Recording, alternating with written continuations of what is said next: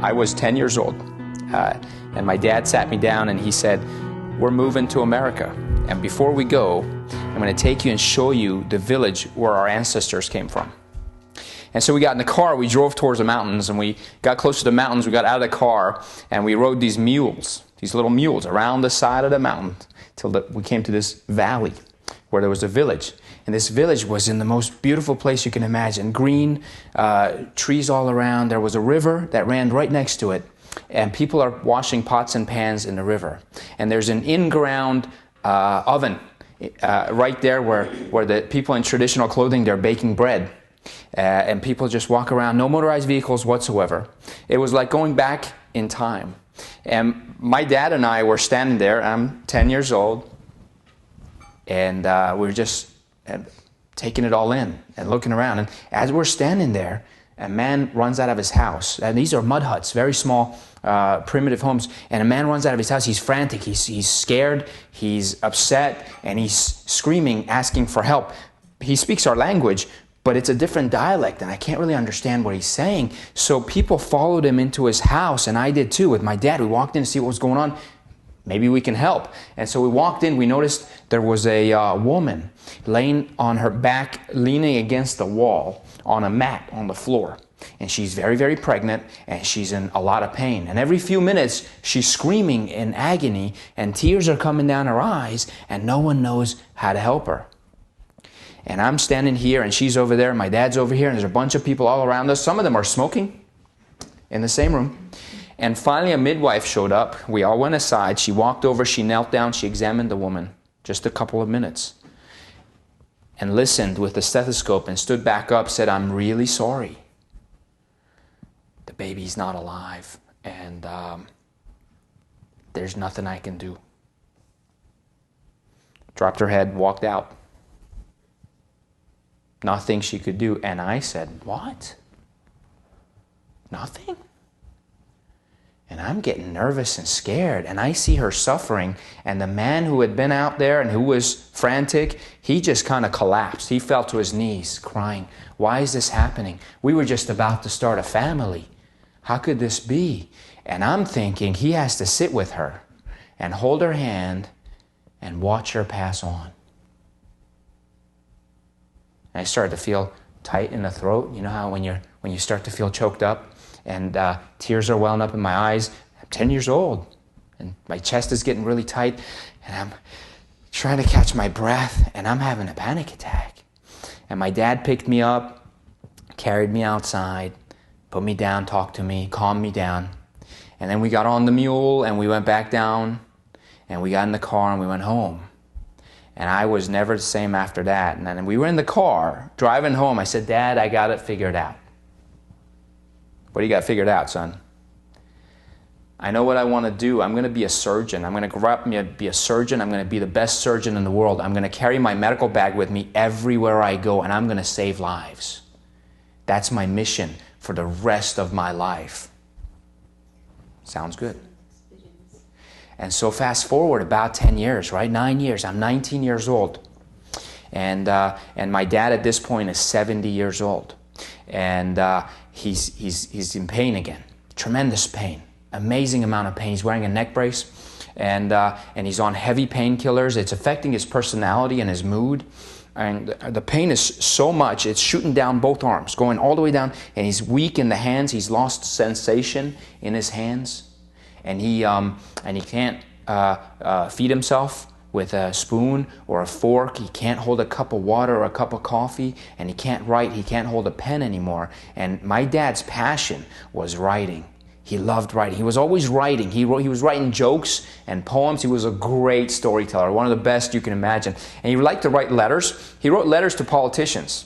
Any politician you can think of got a letter from my dad telling him or her how to do their job. He loved it. So he wrote letters. He wanted to write a book, but now he couldn't even hold a pen. His hands were so weak he couldn't hold a pen. And someone had to feed him, and someone had to help him get dressed. You can imagine there was nothing he could do on his own. And so we took him to a neurosurgeon, and I went with him. And we went to the neurosurgeon. The surgeon said, Sir, you needed surgery yesterday. What are you waiting for? He said, I'm afraid. What are you going to do? Well, the surgeon said, we're going to take these metal rods and these bolts. We're going to fuse your whole neck. We're going to screw them into your spine and fuse your neck. You'll never turn your head again. You may not regain function of your hands, but we're hoping you'll have less pain. By the way, there's a 25% chance you're going to die because you're old. And so we got a second opinion. The second neurosurgeon said, yeah, you needed surgery yesterday. We're going to take these rods and bolts. We're going to screw them into your spine, fuse your whole neck. You'll never turn your head again. You may not regain function of your hands, but we are hoping, what kind of word is hope? Does that give you confidence? We're hoping you'll have less pain. And by the way, 25% chance you'll die because you're old. The third neurosurgeon said the same thing. And so my dad and I get in a taxi to go home. And I'm sitting in the back of the taxi like this. I got a stack of MRIs and X-rays, my dad's, medical files, right there in my hand. And I just looked over at my dad, and he's wincing because he's in pain. He's got the neck brace on, and every bump that taxi hits sends a lightning bolt of pain down his arms. Unreal. And I just started to get choked up all over again. Like I can't catch my breath, my chest's getting tight, my throat's tightening up, tears are filling in my eyes. And I go, what happened?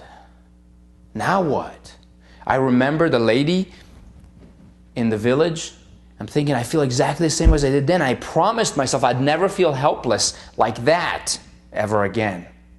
But here I am all over again. This is my own dad, and what's the difference? He's going to die slowly or he's going to die under a knife. What do you do? What would you do?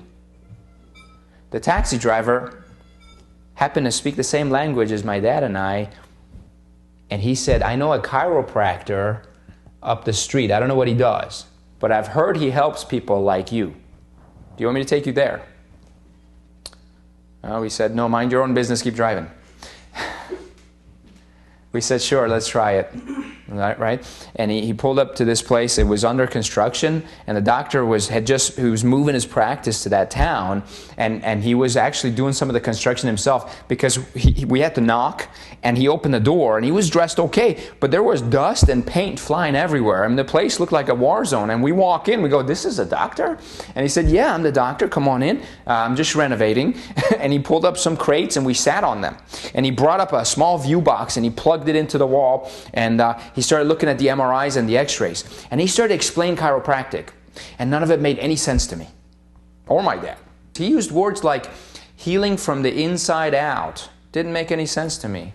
He talked about the nerve system and the system of healing in the body, how life and information flows from the brain through the spinal cord, out the nerves, into the organs of your body, how that cannot be interfered with. Again, I had no idea what he was talking about. It didn't make any sense to me. He said, I can help you. Give me 6 weeks. If you're a little bit better, just a little bit better in 6 weeks, then give me 6 more weeks. As long as you're improving, we'll continue. If you don't want to have surgery, if you don't want to risk your life, this is your alternative. What do you want to do? Well, we said, let's go for it. Let's try it. So he got his first chiropractic adjustment right then and there. Most of you know what a chiropractic adjustment is, but we're going to talk about that. He went back almost every day, not 3 days a week. He went 6 days a week for 6 weeks. At the end of that time, if you asked him, are you any better? He would have said, I don't know. I don't think so. If you asked everybody else, does he look like he's any better? They would say, well, we can't really tell if he's any better. But the one thing everybody noticed for sure, he stopped getting worse. So he said, let's keep going. It might work. 6 weeks later, he was a little better. 6 weeks after that, he was a little better than that. 6.5 months later, he walked into that chiropractor's office. The construction was done. There was a nice, beautiful reception counter. There was a receptionist behind the counter, a young lady. There were patients waiting in the reception room, waiting to be seen. And that same doctor was in the back, running back and forth between rooms, seeing his patients, and his assistant was chasing him like it was his tail. And so my dad walked in, picked up the pen, himself with his hand, signed his name on the sign-in sheet. It was the first time he could use his hand to write again. And that receptionist started to clap. She couldn't believe it. She got all teary-eyed because she said, usually I have to hold his hand for him or I have to write his name in there for him, but he's writing on his own. He had function of his hands back. That day he threw his pain pills in the trash. And everybody celebrated, and the doctor came out and celebrated. And my dad started to write again.